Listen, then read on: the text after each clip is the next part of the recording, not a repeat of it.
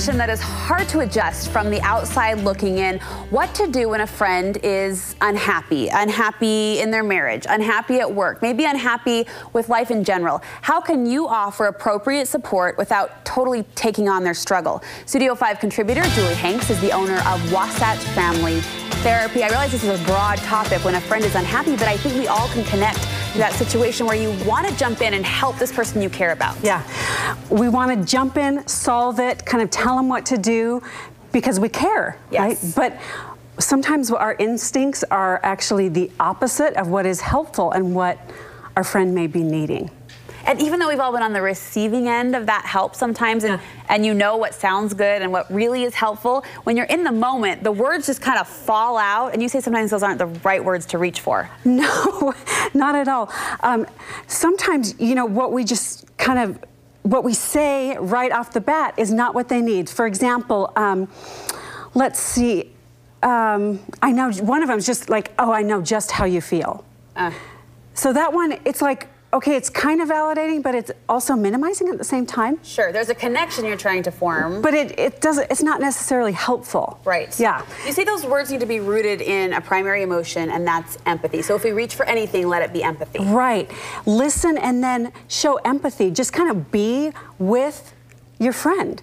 So often we jump to the solutions or offering suggestions, and really most of the time we just want to know we're not alone in whatever misery or discomfort or sadness that we're in. Can I put you on the spot with something? So what if, in a phone call, for example, to a girlfriend, let's say she's relaying this troublesome situation, and she maybe doesn't have, from your perspective, an accurate view of what's going on, or you don't agree with kind of her take on the situation? How can you show empathy without necessarily agreeing with her? Yeah.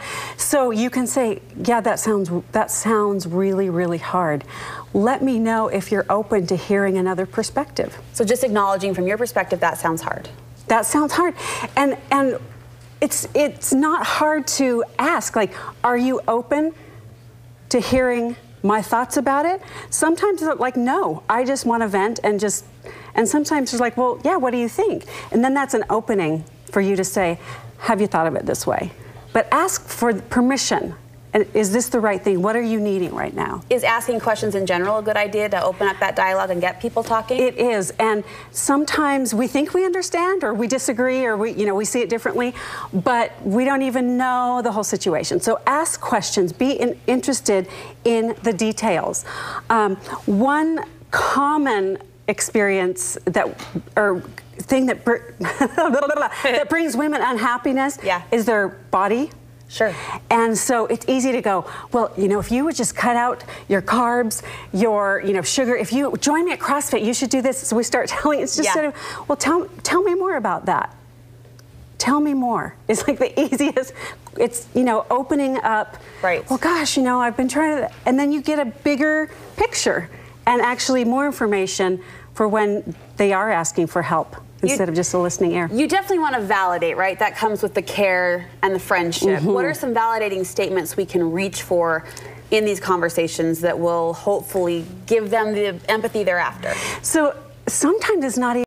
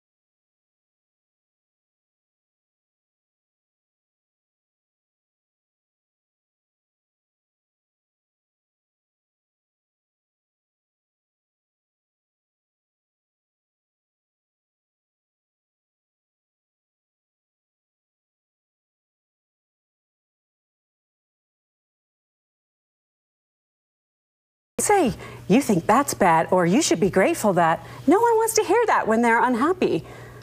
Like, you should just, think about all the starving children. It's like, okay, that's sad, and I'm sad right now too. Yeah, so it's let's so stay easy here. though in those awkward silent moments to try to fill the gap. And the easiest way sometimes is to make it about yourself, but that's the totally wrong approach. No, sometimes silence is just like,